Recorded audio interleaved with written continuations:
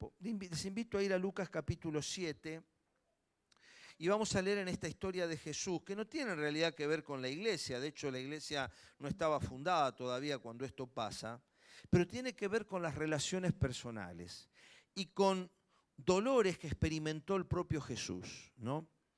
Porque nosotros tenemos que entender también que cuando lastimamos al cuerpo de Cristo, por acción o por omisión, cuando lastimamos al cuerpo de Cristo por acción o por omisión, estamos lastimando a Cristo.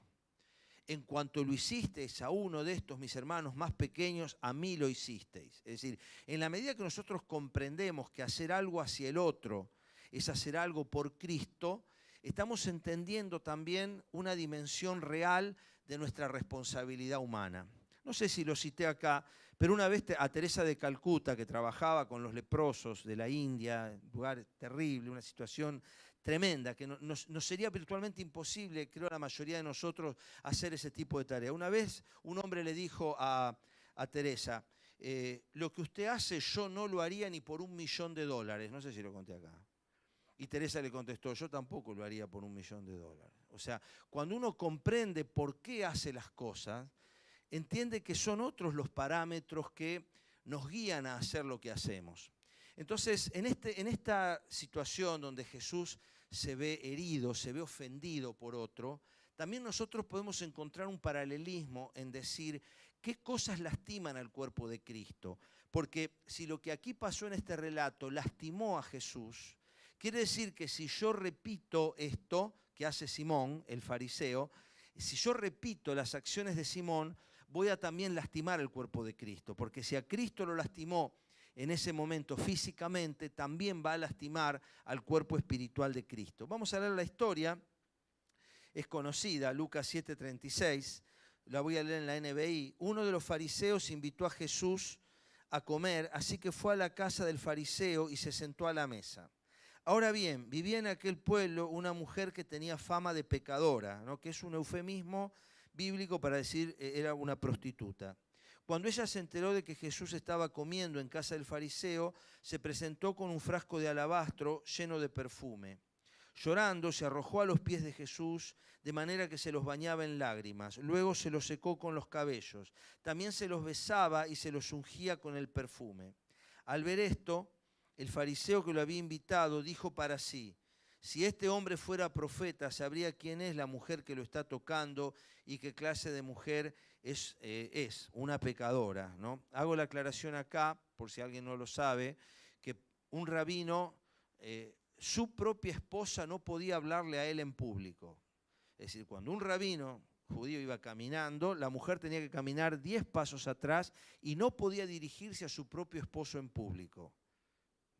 De ahí a que te toque una prostituta, bueno, es como decir, está bien, te fuiste al pasto con esto, ¿no? Y Jesús está permitiendo no solo que lo toque, sino que lo acaricie, ¿no? Que lo unja, que le pase el cabello.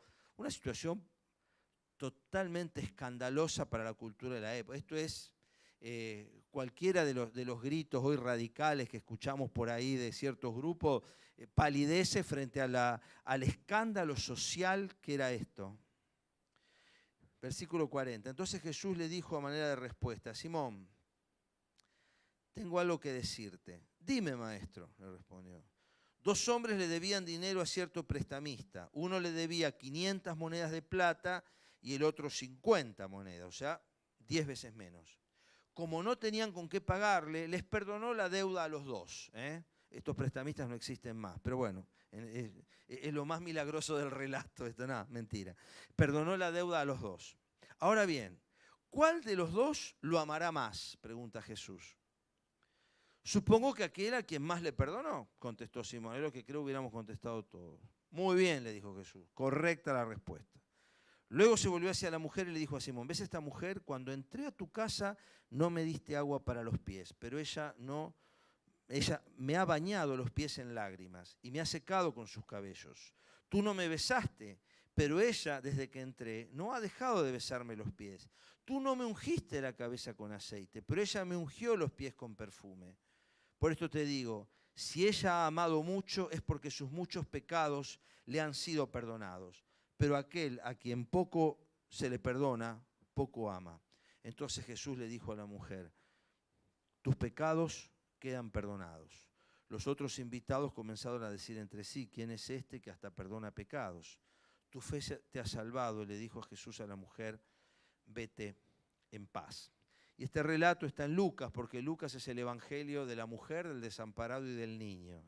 Siempre que busquemos relatos que tengan que ver con la dignidad de la mujer, con la dignidad del desamparado y con la dignidad del niño, Lucas se preocupó, el Espíritu en realidad guió a Lucas a que se preocupara por todos estos relatos que son abundantes en este evangelio, porque Lucas presenta a Cristo como hombre, la cara humana de Jesús. Entonces, ¿qué pasó acá? ¿Cuáles son los 4 venenos a los que hago referencia? Vamos a aprovechar un poco la historia de Simón, porque Jesús, uno dice acá hay como un resentimiento en Jesús. Está al final, si te afectó tanto, ¿qué tan fuerte sos? Vos no sos Dios, ¿qué te afecta lo que yo haga o diga? Bueno, a Jesús lo afecta. Nunca nos olvidemos que el Espíritu Santo, el Espíritu de Cristo que habita, porque en nosotros habita este mismo Espíritu, no nos olvidemos de eso, y en mi hermano también, cabe aclararlo. Entonces, todo lo que lastimó al Espíritu en este momento, lo lastima también hoy, porque Dios es una persona y es inmutable, pero es sensible.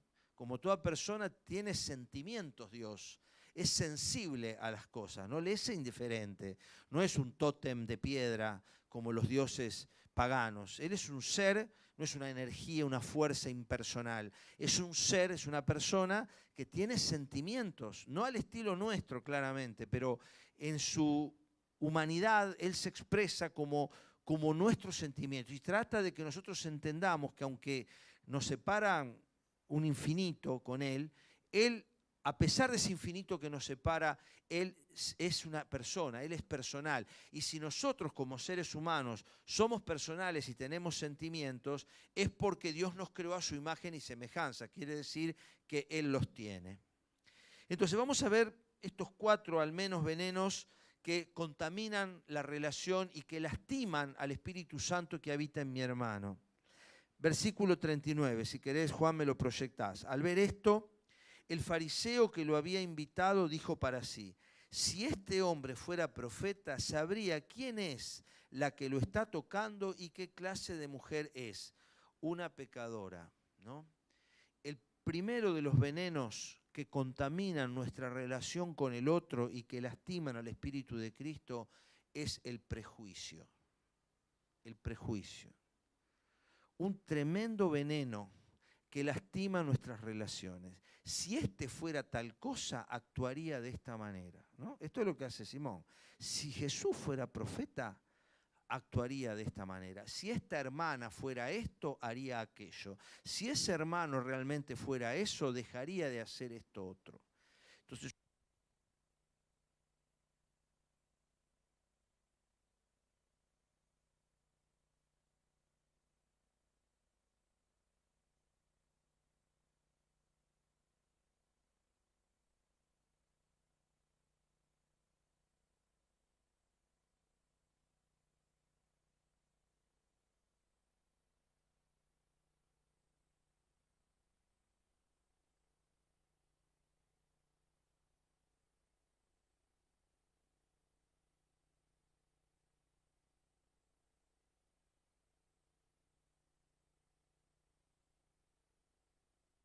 ahí me das, qué bárbaro, ¿no? La próxima vez te tomo el tiempo, Juan, a ver si mejorás tu marca, ¿eh? Muy bien. Decía entonces que el prejuicio lastima, ofende, destruye. ¿Por qué se llama prejuicio? Es prejuicio, o sea, yo construyo una composición del lugar de la persona, no a partir de la evidencia, sino a partir de lo que yo pienso. Este tipo es tal cosa, esta persona es tal otra. Y esta es una humanidad tremendamente prejuiciosa, ¿no? Y más ahora que tenemos la ayuda, entre comillas, de las redes sociales, construimos y destruimos con una facilidad maravillosa. Entonces construimos prejuicios. Y yo te hago esta pregunta y te pido que te la hagas de corazón, porque hoy yo puse en el aviso que es teórico práctico esto. ¿A cuántas de las personas, vos pensá en una persona que te caiga gruesa, ¿no? El hermano, el pastor, el que sea, el que te caiga pesado? Bueno, ¿a cuántas veces te tomaste un minuto para hablar con esa persona. Para decir, mira, yo te pido disculpas, porque cuesta hacer esto, ¿no? Porque obviamente te podés comer un moco, dicho en buena teología. O sea, es un momento feo, porque vos a lo mejor tenés que enfrentar a alguien que le va a decir, mira, vos disculpame, pero yo creo que vos sos un mentiroso. Confirmame o ratificame o rectificame lo que te estoy diciendo, ¿no? No, uno no lo va a decir en esas palabras, pero tratar de romper el prejuicio que uno tiene exige necesariamente la frontalidad. Hay que sentarse a hablar. Y este es uno de los principales problemas que nosotros tenemos en nuestras relaciones personales. No nos sentamos a hablar. Construimos toda una estructura, todo un identikit de la persona a partir de cosas o de rasgos o de situaciones, ¿no? Hay una historia de Spurgeon. Ustedes saben que Spurgeon, el gran predicador, fumaba, ¿no? Y esto, bueno, generaba un problema en la época, ¿no? Y también él tenía una costumbre de usar una corbata, un moño extremadamente colorido para la época, ¿no? Y bueno, una persona de la congregación había empezado a hablar bastante de que si este hombre usaba esta corbata de ese color, no podía hacer tal o cual cosa, no podía condecir con lo que él decía. Bueno, un día Spurgeon habla con ella, le enfrenta y le dice, hermana, ¿a usted le molesta mi corbata? Y bueno, la hermana dice, sí. Bueno, mire, agarra unas tijeras y le dice, yo le pido que la corte. No, por favor. No, córtela. Por favor, córtela. Bueno, entonces la mujer obedece y le corta la corbata. Entonces Spurgeon dice, bueno, ¿ahora usted me permite que yo haga lo mismo? Claro, pastor. Dice, bueno, saque la lengua, le dice, ¿no? Hay cosas que lastiman más que los prejuicios. Pero los prejuicios dañan y dañan mucho, porque yo construyo a partir de una imagen un determinado currículum de la persona, ¿no? Si este fuera profeta, sabría quién es la que lo está tocando y qué clase de mujer es. Si él fuera, haría tal cosa. Si él fuera, diría lo otro. Entonces yo te vuelvo a invitar a que rompamos los prejuicios. Mientras existe el prejuicio, triunfa el diablo. Mientras existe la falta de diálogo, gana Satanás. Pero cuando nosotros logramos romper eso y vamos y dialogamos, si tu hermano tiene algo contra ti, ve tú. Este es el mandato bíblico de Mateo 18, por ejemplo. Es más, en Mateo 5 dice que si venís a traer tu ofrenda y ahí te acordás que tu hermano tiene algo contra ti, en los dos casos no es que yo tengo algo con él, sino que él tiene algo conmigo. Si yo me acuerdo que él tiene algo conmigo, tengo que ir y hablar el problema. Estando tú y él solos, y si te escucha, has ganado a tu hermano. Esto dice literalmente Mateo 18. Este principio se aplica poquísimo en la Biblia, y es un consejo literal de Jesús. De hecho, es uno de los únicos 3 lugares en el Nuevo Testamento, en los evangelios donde aparece la palabra iglesia. ¿Ustedes sabían que en los 4 evangelios solo aparece 3 veces la palabra iglesia? En los 4 evangelios, 3 veces. Uno de ellos es en este contexto, del perdón y del diálogo y de la restauración en Mateo capítulo 18. Quiere decir que es central el desarmar el veneno del prejuicio. ¿Y qué antídoto tiene el veneno del prejuicio? El diálogo. Porque cuando nosotros hablamos, nos damos cuenta que esa persona no es la encarnación misma del infierno, que tiene algún detalle que podría mejorar, pero resulta que tiene muchas cosas positivas y que a lo mejor yo no entendí lo que esa persona realmente era, o entiendo por qué actuó como actuó, o sé por qué hizo eso, o por qué lo dejó de hacer. Entiendo su entorno, sé su realidad, pero en el mundo acelerado que vivimos, ¿cuánto nos cuesta a nosotros tomarnos el tiempo para disipar nuestros prejuicios, para desactivar esta bomba de tiempo que es el prejuicio? Porque cuando llegue el momento yo no voy a actuar en base a lo que la persona es, porque no la conozco, sino que voy a actuar en base a un prejuicio.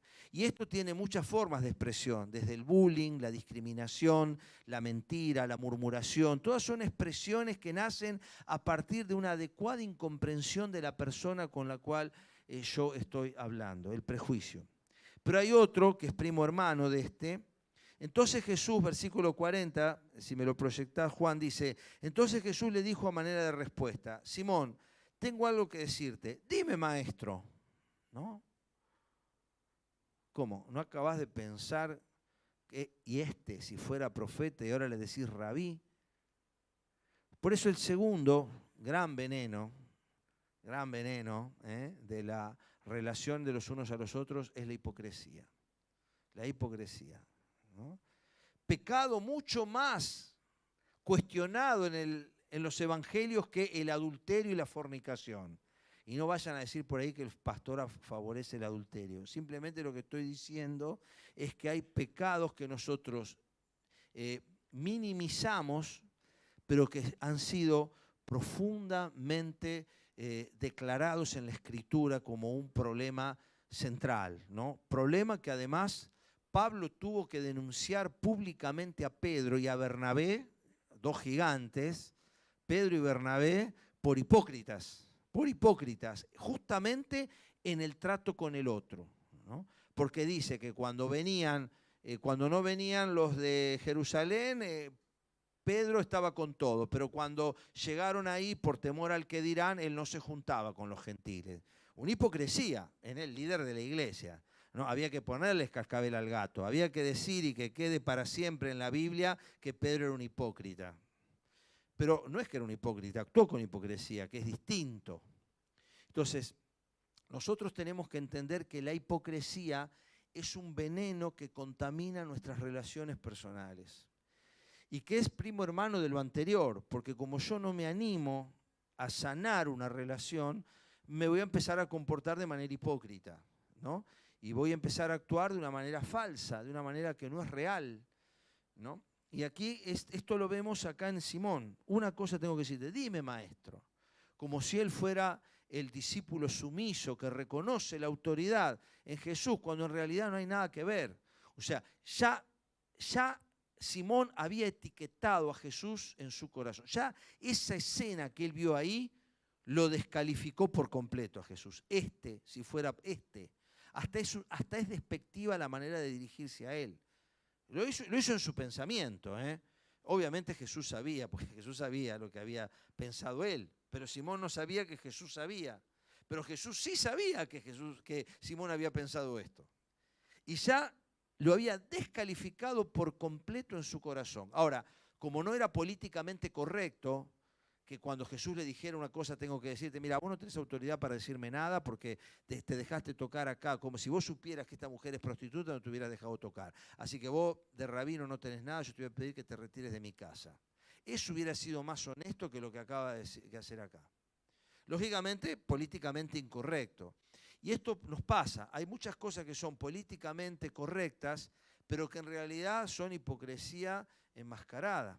Y esto tiene que desaparecer en nuestras vidas, ¿no?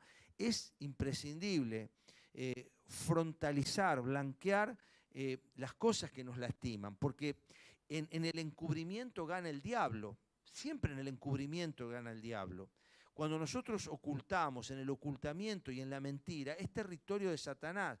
Pero cuando nosotros traemos esa situación a la luz, aunque sea dolorosa, aunque implique un contrapunto, aunque pasemos un momento difícil, porque siempre hablar cosas que nos tocan es difícil, pero es necesario hacerlo. Y hay personas que conservan esto y que las afecta de por vida, que las afecta y las lastima de por vida. El diablo las desactiva porque quedan desalentadas con un líder, con un pastor, con una hermana, con un hermano, y eso los ha erosionado, los ha lastimado de tal modo que el diablo logró su objetivo, que es sacarlos de carrera. Fíjense qué importante que es sanar en nuestras relaciones y eliminar la hipocresía. Pero hay otra cosa más que también está emparentada y que parece mucho más culturalmente correcta. Fíjense, entonces vamos al 43, ¿no? Ahí que contesta Simón. Supongo que aquel a quien más le perdonó, contestó Simón. Has juzgado bien, le dijo Jesús. O sea que Simón acaba de actuar mal, pero Jesús en esto le dice que contestó bien. ¿Por qué? Porque si el primero de los venenos es el prejuicio y el segundo es la hipocresía, el tercero es la lógica. La lógica.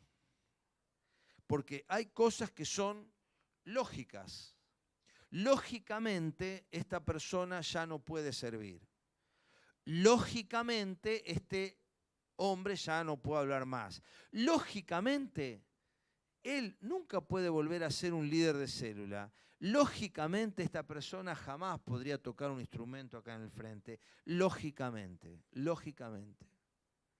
Y soy muy de aplicar este principio, lógicamente. Y a veces en nuestro razonamiento es lógico, porque Simón tenía una gran contradicción, porque su lógica era correcta, pero su praxis era incorrecta. O sea, él era capaz de distinguir lo correcto, pero tenía un verdadero problema en aplicarlo a su práctica.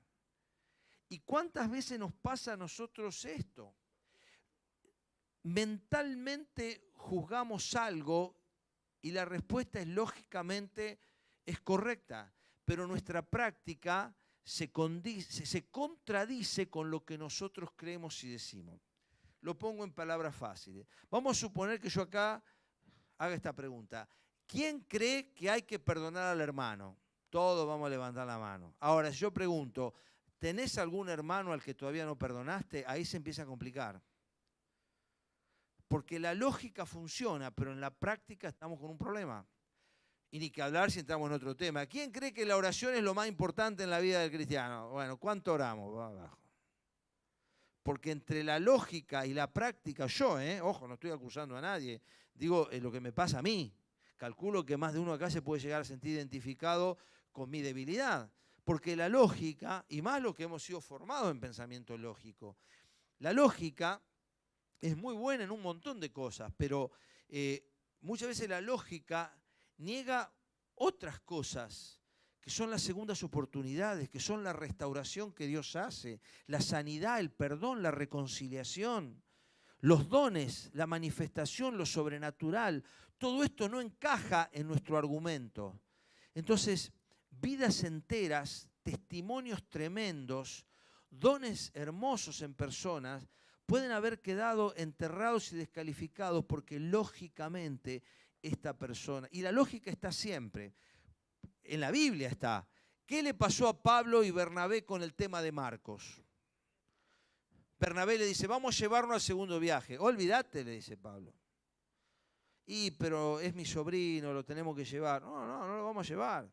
¿No te acordás que nos abandonó? Lógicamente, si nos abandonó en el primer viaje, lógicamente nos va a abandonar también en el segundo. Y Bernabé dice, pero hay que darle una oportunidad. Es un chico joven, se asustó, vaya a saber qué le pasó el primer viaje, porque no era ir en despegar.com. Viajar en ese momento era bastante complicado unirse a un viaje misionero. Ponías la vida en juego, literalmente.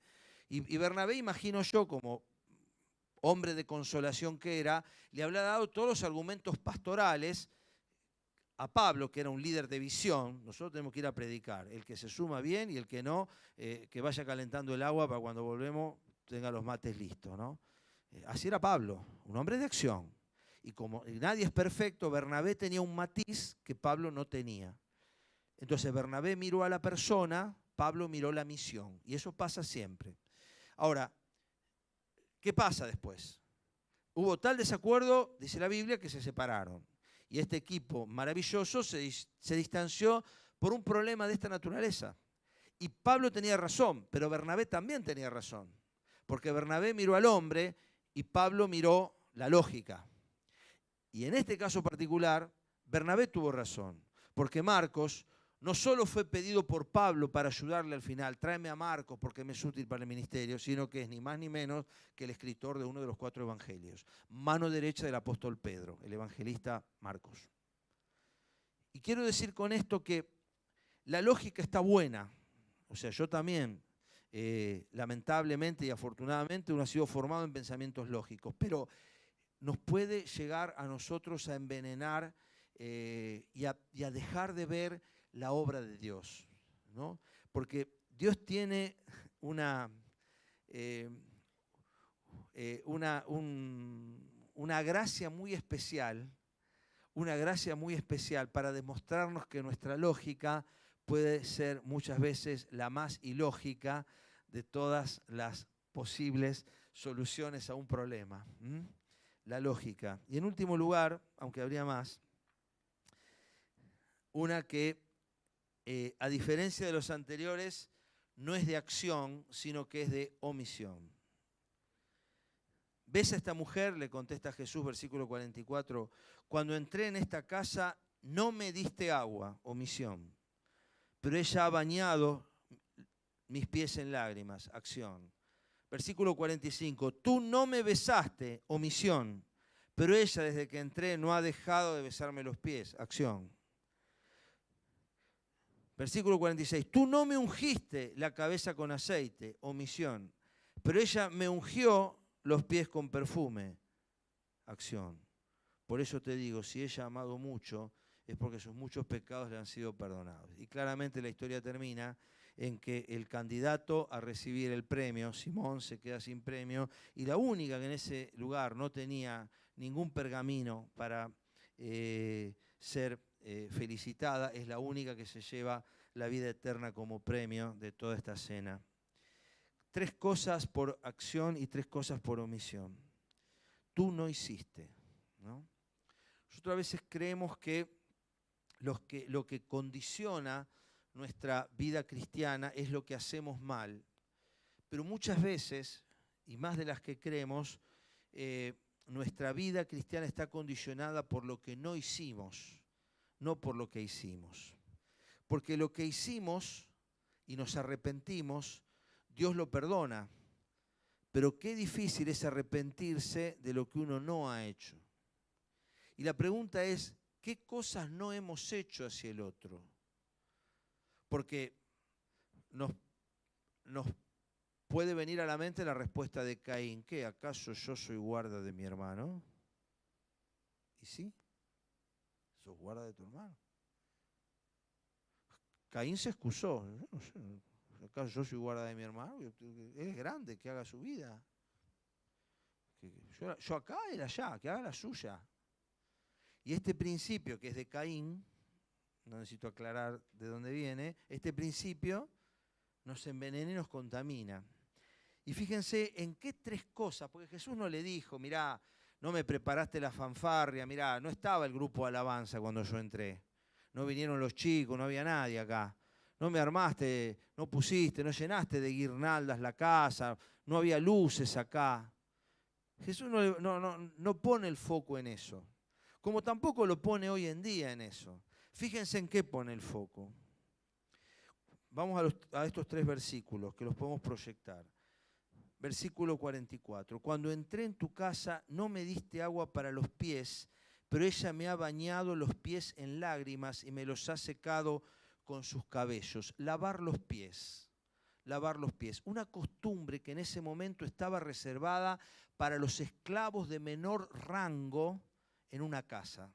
El esclavo de menor rango en una casa que tenía varios tipos de esclavos era el encargado de limpiarle los pies al que venía de afuera, de los caminos. Los caminos ensuciaban los pies y una actitud que hoy en nuestra cultura social sería ofrecerle un café o invitarlo a que se siente a la mesa y recibirlo en casa, mirá, sacar unas galletitas y ponérsela adelante. Lo que culturalmente era equivalente a esa hospitalidad era en ese momento el lavar los pies.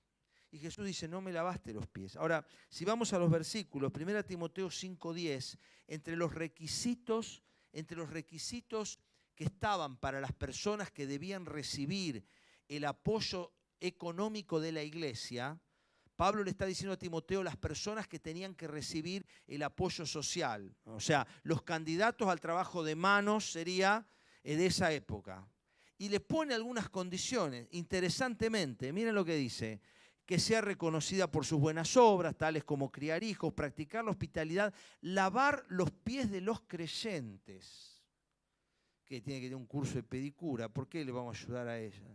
¿Qué era lavar los pies de los creyentes? Era un acto simbólico. Pablo está hablando acá en una metáfora. No es que había que lavarle los pies literalmente, aunque algunas iglesias lo hacen y está bien, pero quiero decir, era una actitud de servicio. Se ha servido desinteresadamente, si se ha puesto la camiseta de esclavo para ayudar a otro, para bendecir a otro. Esto es lavar los pies. Soy yo el último, como hizo Jesús, porque si vamos a Juan 13:44, Juan 13:14, la última cena, que Jesús justamente toma este símbolo. Y fíjense, le dice Jesús, si yo, el Señor y Maestro, les he lavado los pies, también ustedes deben lavarse los pies los unos a los otros. Y Jesús estaba por morir en la cruz. Es decir, si yo estoy por dar absolutamente todo y exponerme a una condición de criminal, juzgado por la justicia humana, ¿cómo ustedes no van a ponerse en el lugar y lavar los pies de los otros y servir incondicionalmente, humildemente, como un esclavo al otro? ¿No? Entonces Jesús le está reclamando a Simón, no me lavaste los pies, pero esta mujer sí lo hizo. ¿Qué quiso decir Jesús con esto? Ella está reconociendo algo que vos no lo estás reconociendo. Ella está reconociendo la condición mía y vos no la supiste ver. Vos que sos el fariseo, el que conoce la Biblia, no lo hiciste, y ella, que es la prostituta del pueblo, sí lo hizo. Entonces Jesús la está dignificando, y qué bueno que en los requisitos que Pablo le pone a Timoteo, mira, vamos a ayudar a todos, pero preferencialmente a aquellas personas que han tenido la actitud servicial, la actitud de un esclavo de la época, de acercarse y lavar los pies. Si lo ha ayudado, si lo ha servido, si ha mostrado disposición, solidaridad, cariño, preocupación, si ha tenido un corazón hacia la necesidad profunda del hermano. Lavarnos los pies. Pero le dice más, 45, tú no me besaste, pero ella desde que entré no ha dejado de besarme los pies. Esta es una de las cosas más escandalosas que podría haber en la época, que la prostituta le estuviera besando los pies al rabino. No me alcanzan hoy las palabras para describir el escándalo. No se levantaron y se fueron, creo que por una cuestión de la hospitalidad proverbial del cercano oriente, pero acá tendrían que haber salido todos disparados, porque esto era algo obsceno, literalmente obsceno para la época. Pero Jesús lo destaca y dice, no ha dejado de besarme. Y acá, 1 Corintios 16:20, vamos a proyectar en la NBI, 1 Corintios 16:20 dice, todos los hermanos les mandan saludos, salúdense unos a otros con un beso santo. Y la pandemia nos complicó, para el hay que besarse más, que dijo el teólogo, ¿cómo era? Pues costaba, pero el beso forma parte de nuestra condición humana. De hecho, a los primeros cristianos los criticaban mucho porque se besaban hombre con hombre. Y esto era algo inaceptable también en esa cultura, que dos hombres se abrazaran y se besaran. Aún hoy en culturas europeas y eso no está bien visto, eso, ¿no? Los argentinos, gracias a Dios, y no lo perdamos a esto, somos abraceros y besuqueiros, eso está bueno, hay que besarse más, hay que estar juntos, y eso es bueno entre hermanos, saludarnos. Bueno, barbijo de por medio, si tenemos algún problema, no hay problema, pero como quieran, pero saludarnos, besarnos, estar cerca, y no por el beso en sí, sino la necesidad. El beso expresa la cercanía, ¿no? La cercanía. Cuando yo beso a alguien y la otra persona me besa, estamos contacto piel con piel, cara con cara, estamos cerca, nos sentimos uno, tomamos contacto piel con piel, algo que Jesús hizo muchas veces en su ministerio. No solo esta mujer la tocó a los leprosos, levantó a las prostitutas, Jesús ponía las manos sobre los niños, sobre los enfermos, sobre los necesitados, sobre los delirios. El contacto físico, algo que está lo primero que hace el ser humano ante algo que lo espanta es el alejarse. Yo me acuerdo cuando arranca la epidemia de SIDA, Yo estaba en los primeros años de mi residencia, estábamos todos espantados, mucho más que para el coronavirus. Me acuerdo que había gente que ni quería tocar la orden médica de un paciente que venía con diagnóstico de HIV positivo. Mire, estoy hablando de la comunidad médica, el espanto que eso generaba. Y yo me acuerdo haber hablado con una mujer, una misionera.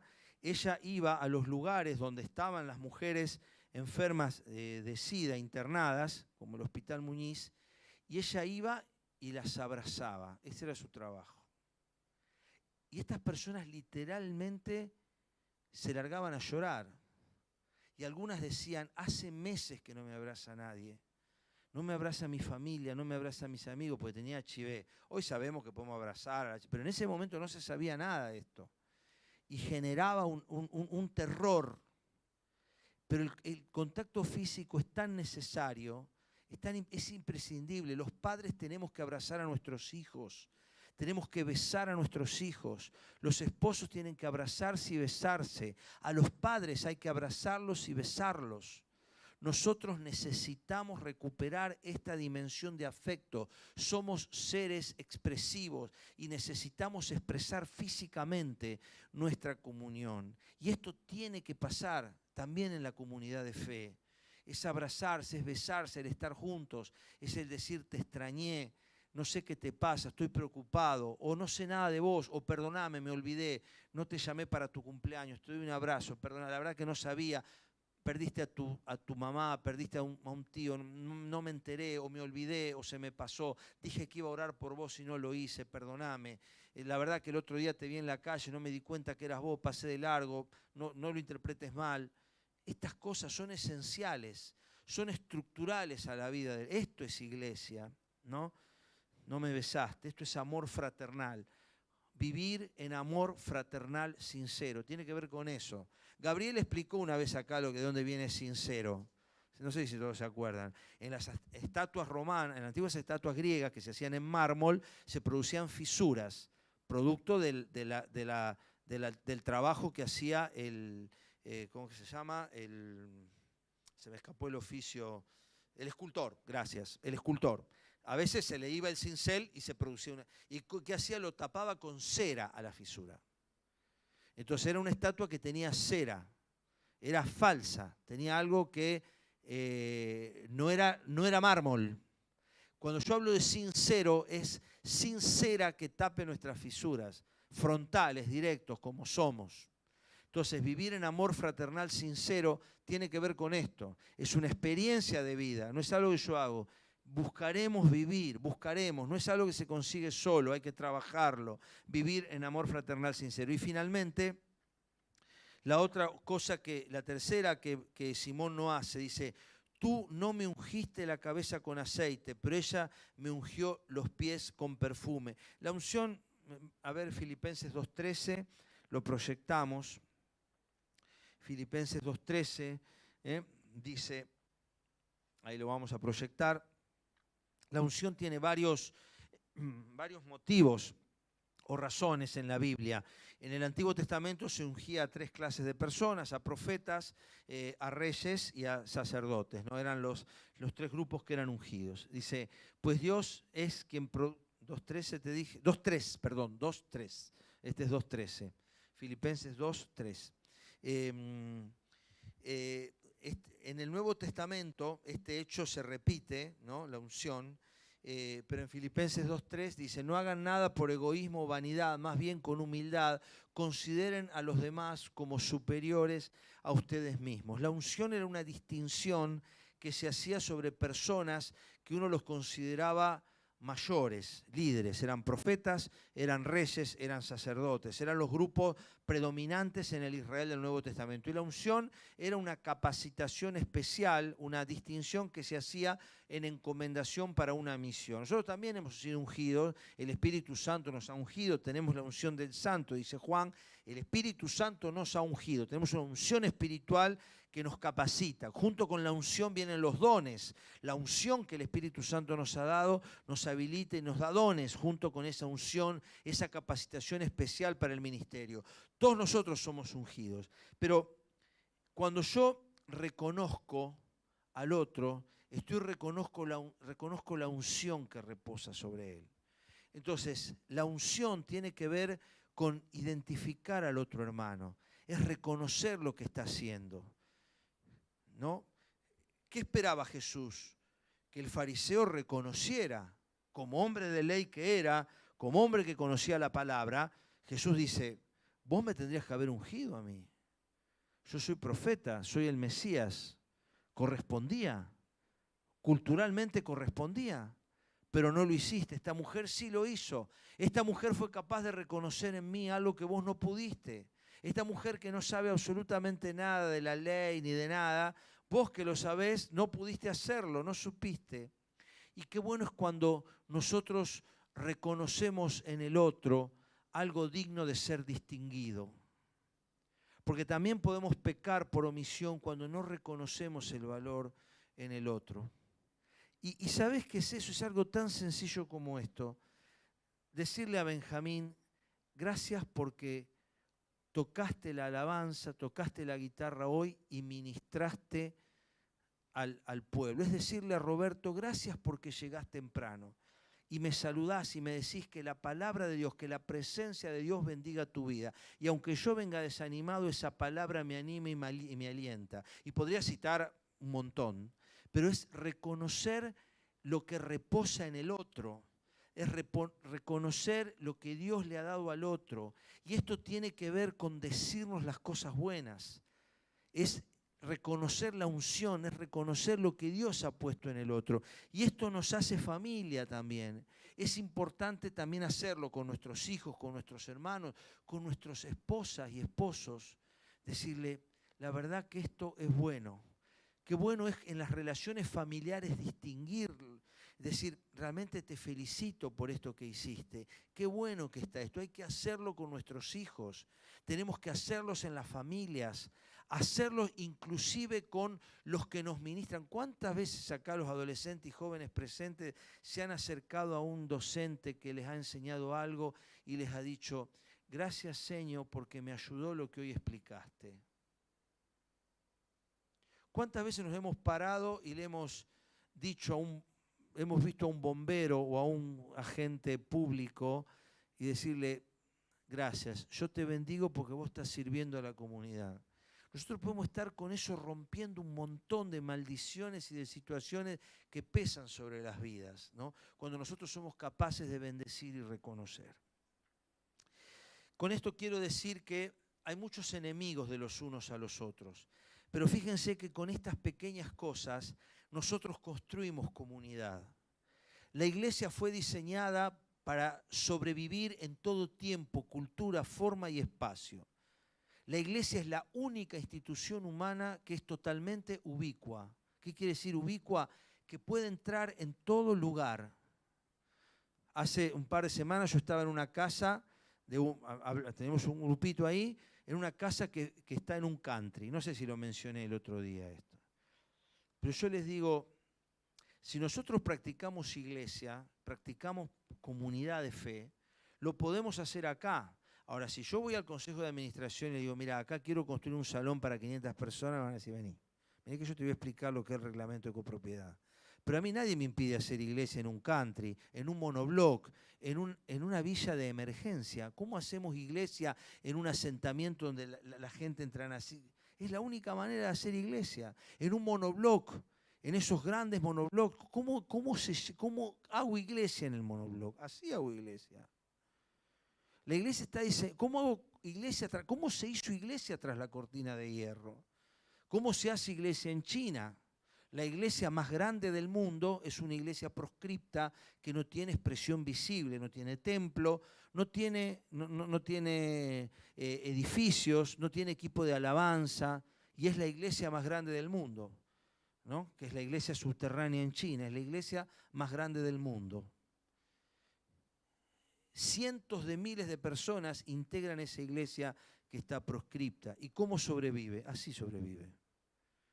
Con el modelo bíblico, que está diseñado para que iglesia funcione en toda forma, lugar, tamaño, color, cultura, porque está diseñada por alguien que es acultural y ha diseñado a la única institución humana 100% ubicua, que puede desarrollarse y sobrevivir en cualquier forma, condición, color, tamaño, cultura, régimen político, cultura, lo que sea.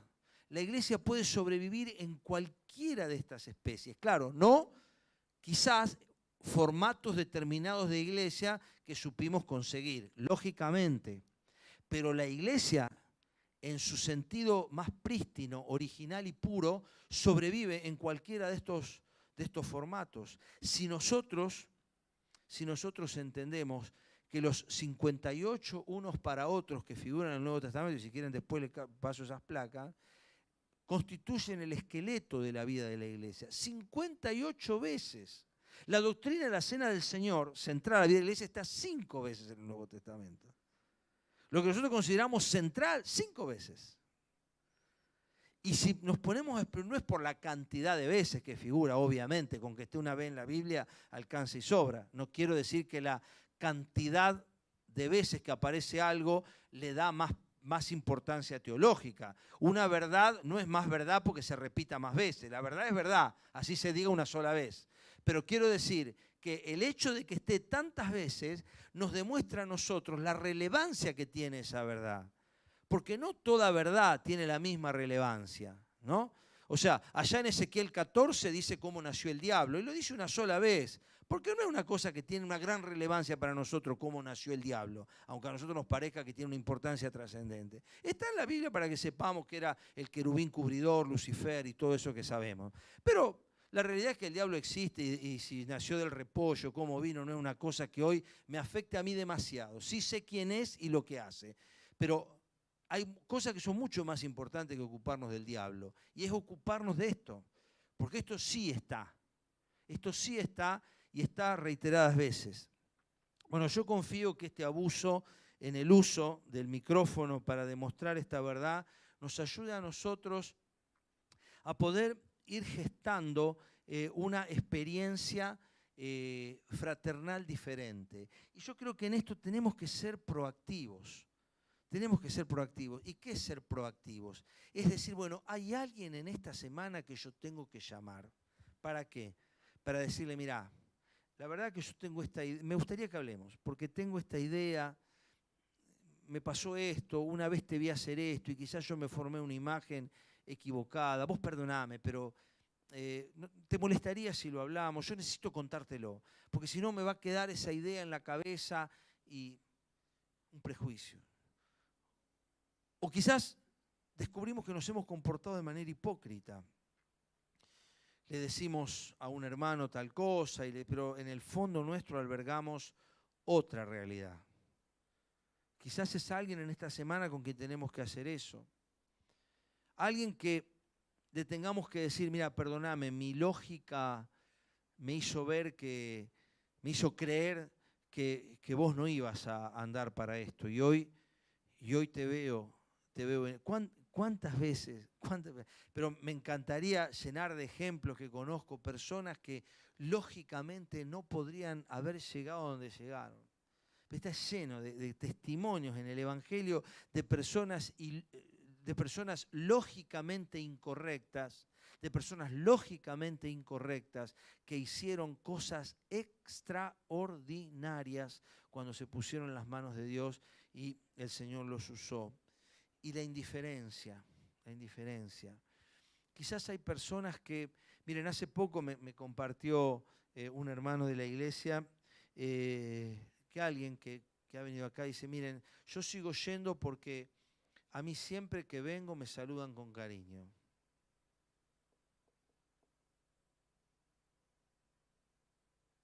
Y el papá de Vero se quedó, no porque le gustó la teología, no porque lo conocía a mi viejo y mi viejo le regaló el Evangelio. Se quedó porque la primera vez que cruzó el umbral allá en Rivadavia, hubo una persona que se llama Laura, que le dijo, bienvenido hermano, bienvenido acá. Y eso marcó que se quedara. No fue la teología, no fue la alabanza, eso vino después. Pero ese punto marcó la diferencia entre el lugar donde hoy está, que es la eternidad, y donde podría haber estado, que mejor no pensarlo. Entonces, la indiferencia puede marcar que una persona se quede o no. Antes que yo abra la Biblia acá, una persona nueva decidió si va o no a seguir viniendo. Antes que el pastor abra la Biblia, antes. En los primeros 5 o 10 minutos la persona sabe si este es un lugar donde puede seguir viniendo o no. Antes que se abra la Biblia, antes que se diga quiénes somos, antes que se saluden, antes que arranque alabanza, él ya decidió inconscientemente, no es que lo decidió mentalmente, pero ya su inconsciente sabe si este es un lugar al que puede seguir viniendo o no. Ya lo sabe. Ya en la piel lo sabe, lo percibe, lo siente. Por eso es importantísima funciones como la de Roberto o cualquiera de nosotros. Yo diría que la función de Roberto es más importante que la nuestra, porque yo no podría hablar acá si la persona no se siente bienvenida. Entonces, ¿qué es lo que determina la importancia de una función? ¿Esta o esa? La tuya, no es ni una ni otra. Yo tengo un rol en el cuerpo, yo tengo una función en el cuerpo que no es ni más ni menos importante que la de la otra. Porque la misma Biblia me avala para decir esto. Una parte del cuerpo, dice 1 Corintios 12, no le puede decir a la otra yo no te necesito o vos no me servís. Esto lo dice 1 Corintios 12 en el ejemplo, en la figura del cuerpo. Así que yo confío y creo que podremos ir avanzando más en esto. Quizás hay personas que no vienen porque se sienten mal, porque el pastor dijo algo. Bueno, háganmelo saber. Yo les puedo asegurar delante de Dios que yo voy a la casa y le pido perdón. Pero le aseguro que me comprometo a eso porque lo estoy haciendo. Lo estoy haciendo. Hoy me estoy reuniendo regularmente con personas a las que le he tenido que pedir perdón. Y no se me caen los anillos para hacerlo porque estoy para eso. Porque Santiago dice, todos ofendemos muchas veces. ¿Y yo ofendo? Sí, Señor. Y más que nadie. ¿Por qué? Porque tengo la prerrogativa del micrófono. Y acá le podemos dar masa y masa, ¿eh? Porque total es el pastor y baja línea y pega. Total, vino a ser, acá tienen que ser exhortados, ¿viste? Y la exhortación es el haz de basto. Y trabajó el haz de basto. Entonces dejamos el tendal. Y esto nos lastima y vamos a dar cuenta. Entonces yo, si lo puedo resolver antes del tribunal de Cristo, yo le voy a agradecer, mire, porque ya bastantes cosas que tenés que resolver allá. Entonces si lo puedo dejar saldado de acá, mejor. Así que me ayuda si me dice, mira, tal hermano no te puede ver ni en foto. Me interesa realmente. Yo me comprometo delante de usted y delante de Dios a ir yo a esa casa en cumplimiento de Mateo 18 y decirle, mira, perdóname. ¿En qué te ofendí? En esto. Bueno, listo. ¿Y en qué te ofendí? Y no sé. Sos pelado. Bueno, eso no lo puedo resolver. Pero hay cosas en las que sí puedo resolver. Y en las que puedo resolver, las resolveré. Es un compromiso que asumo. Pero está bueno que todos asumamos ese compromiso. Porque quizás hay alguien que dejó de venir por el pastor, pero quizás hay alguien que no viene por otra cosa. O quizás no es que no viene por alguien en particular. No viene porque quizá no le dimos bolilla, no supimos entender, o lo que sea. Pero tenemos que ir nosotros. Esa es la actitud que tenemos nosotros. Ir a buscar a la oveja que no está en el redil. Porque eso son ovejas los que se fueron. No son lobos, son ovejas. Quiere decir que forman parte de un rebaño. Y si forman parte de un rebaño, tienen que estar en un rebaño. Porque son ovejas. Nosotros usamos ese versículo para el inconverso, pero es cristiano, son ovejas. Es como el pródigo, ya era hijo cuando se fue.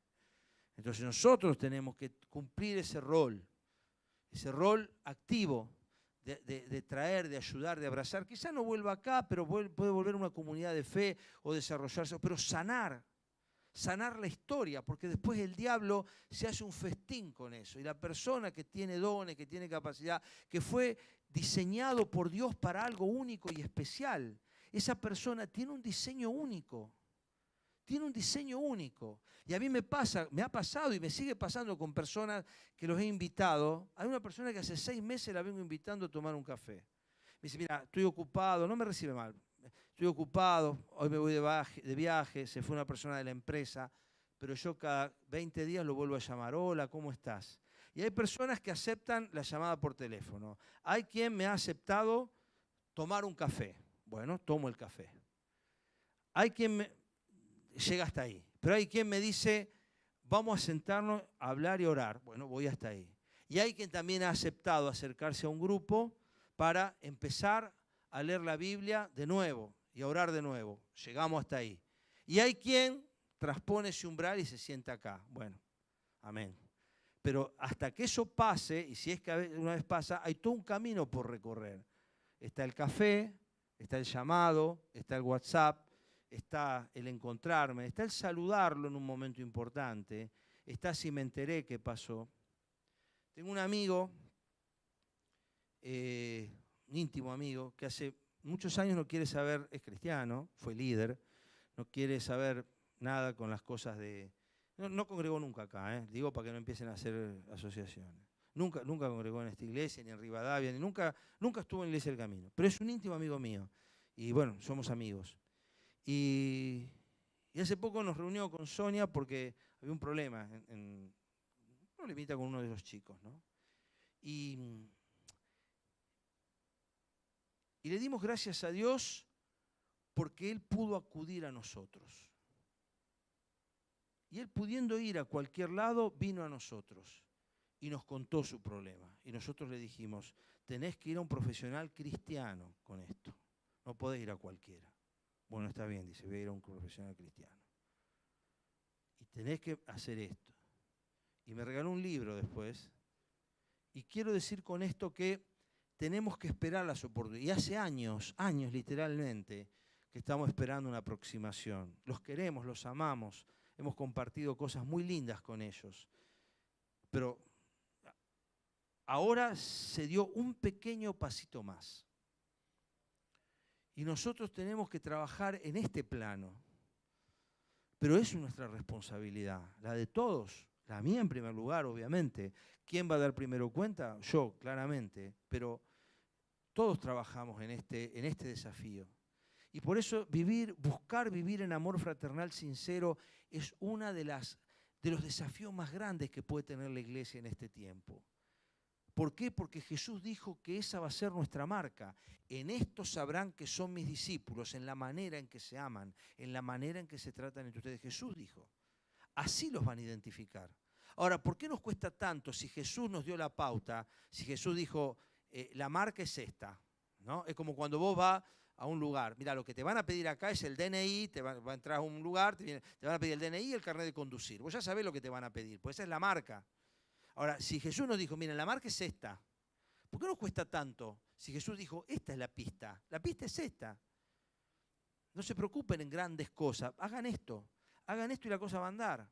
Pero somos hoy reticentes en entender que esta es la pauta, que este es el camino para lograr lo que tenemos que lograr. Y la pandemia, hablábamos con el pastor Juan ayer, nos hizo un gran daño en este sentido, ya termino, un gran daño en este sentido, porque logró potenciar el alejamiento, ¿no?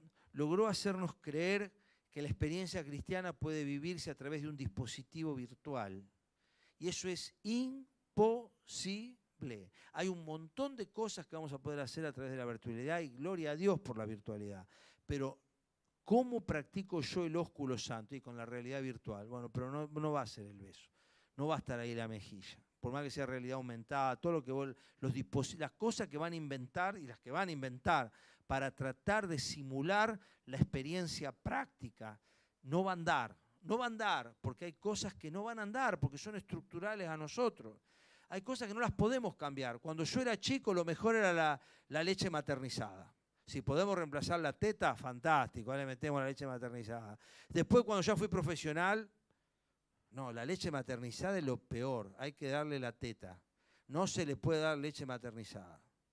Y descubrimos, después de varios años, que resulta que la teta es mejor que la leche maternizada. Ah, qué bárbaro, ¿no? Felicitaciones, maravillosa la ciencia que llegó a la conclusión que es mejor la leche materna. Porque cada tanto nos damos cuenta que Dios tenía razón, cada tanto, no nos pasa seguido, pero cada tanto nos damos cuenta que, resulta que era mejor. Resulta que era mejor que los ríos, que el agua fuera pura. Resulta que era mejor no quemar los bosques. Resulta que era mejor. Y nos vamos dando cuenta que resulta que era mejor. Y así nos vamos a dar cuenta que resulta que es mejor la familia. Y así nos vamos a dar. Pero lamentablemente en el tendal quedan generaciones, mientras nosotros nos tardamos bastante en darnos cuenta que al fin y al cabo Dios tenía razón. Esperemos que no nos pase con esto. Y que nos demos cuenta pronto que en medio del desierto y de la desolación que están dejando las doctrinas sin Dios en el mundo, nosotros que tenemos la palabra profética más segura, comprendamos que este es nuestro tiempo y que es tiempo del abrazo, de la distinción, del cariño, del no prejuicio y poder acercarnos al otro y desde su condición de otro poder nosotros entender que aunque Él es el otro, Él porta la imagen de Dios. Él porta la imagen de Dios. Nosotros no debemos olvidar eso como iglesia. El peor de los criminales es portador de la imagen divina. El peor de los criminales es portador de la imagen divina. Entonces nosotros no podemos olvidarnos que detrás de esa fachada horrible que la produjo el diablo y no Dios, hay un ser creado a imagen y semejanza de Dios. Buscaremos vivir en amor fraternal sincero.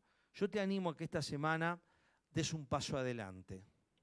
Hay alguien, por lo menos uno, a quien hemos ignorado.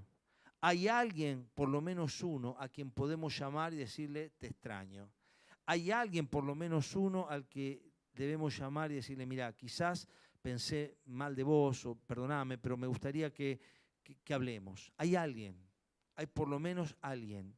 Hay alguien a quien le tenemos que decir, realmente Dios te usa y te ha usado en mi vida y te sigue usando. Hay alguien. Que no hagamos como Simón, que tenía el cartel pero no lo vivía. Podamos realmente transformar nuestra experiencia y nuestra convicción de modo tal que cuando el Señor nos vea, nos diga, como amaste mucho, mucho se te ha perdonado. Oramos. Señor, queremos darte gracias porque primero nos perdonaste. Y Señor, gracias porque no mereciendo nada, tú nos diste todo. Queremos, Señor, juntos en este momento, yo el primero, pedir perdón porque nos ha costado y nos cuesta, Señor, comprender las verdades más sencillas y estructurales del Evangelio. Y en este tiempo, Señor, donde pretendemos poner, como nos decía el pastor Vega domingos atrás, poner el arca en carro nuevo, te pedimos que nos ayudes, Señor, a entender que tu presencia debe ser llevada como lo marca tu palabra, que nos pongamos al hombro las barras como esos sacerdotes, levitas, que se tenían que poner al hombro las barras para trasladar el arca, y que pongamos el hombro, Señor, para trasladar la presencia de Dios, que pongamos el hombro para llevar tu mensaje y tu voz a donde tiene que ser llevado, que caminemos, Señor, y avancemos como esos levitas que portaban el arca sabiendo que tenían el privilegio de servir en una labor única e irreemplazable. Señor, hoy como portadores de tu presencia, ayúdanos a llevar el arca a ese amigo, a ese vecino, a ese hermano que hoy está desalentado, que hoy está desanimado, que está enojado, que está confundido, que está herido, que está lastimado, que ha levantado toda una muralla de prejuicios y de argumentos, Señor. Que mostremos amor, que mostremos paciencia, que mostremos comprensión, que empaticemos con esa situación y que podamos ser nosotros los puentes para que la oveja vuelva al redil. Y haya fiesta, Señor, como en la parábola, por esa oveja que estando atrapada en los zarzales del mundo, siendo oveja, puede volver a los hombros del pastor y poder estar otra vez en los brazos amorosos y cálidos de nuestro Señor Jesucristo. Tomamos este desafío, Señor. Yo te pido para mi propia vida que no permitas que nos olvidemos fácilmente de esta palabra que hoy nos diste. Que comprendamos, Señor, que estamos trabajando en los fundamentos, en los cimientos, no en el decorado de la iglesia, sino en los cimientos mismos de la comunidad de fe salvada a precio de sangre. Y hoy, Señor, entendiendo esto, queremos pedirte que nos des fuerzas. Que sabemos, Señor, nos cuesta hablar, nos cuesta pedir perdón, nos cuesta levantar el teléfono, nos cuesta mandar un mensaje, nos cuesta pedir perdón, nos cuesta tocar el timbre y decir, mirá, te vengo a ver. Señor, vos sabés que nos cuesta y nos cuesta mucho. Y por eso, Señor, pedimos que nos des la fuerza de tu Espíritu Santo, Señor, porque es en el Espíritu en que estas cosas pueden ser hechas, no se pueden hacer en la carne. Por eso, Señor, ayúdanos a hacerlo en el Espíritu, a poder, Señor, realmente dar lugar a este espíritu de amor, de bondad, de mansedumbre, de templanza, que forja en nosotros el carácter de Cristo. Guíanos, oh Señor, a mí el primero, a doblegar nuestro orgullo y vanidad, quitar de nosotros el prejuicio y la hipocresía, el desinterés, la indiferencia, para poder, Señor, ser como esta mujer, que sin importarle nada ni de nadie, ella vino y se inclinó y lavó los pies de su Señor y fue reconocida por sus obras. Hoy, Señor, te pedimos que nos ayudes también a nosotros a tomar este ejemplo y a vivir en amor fraternal sincero. Que así sea, oh Dios, para la gloria de tu nombre y para que muchos sean salvos. En el nombre de Jesús. Amén. Amén. Bueno, iglesia, bendiciones, al trabajo. Amén.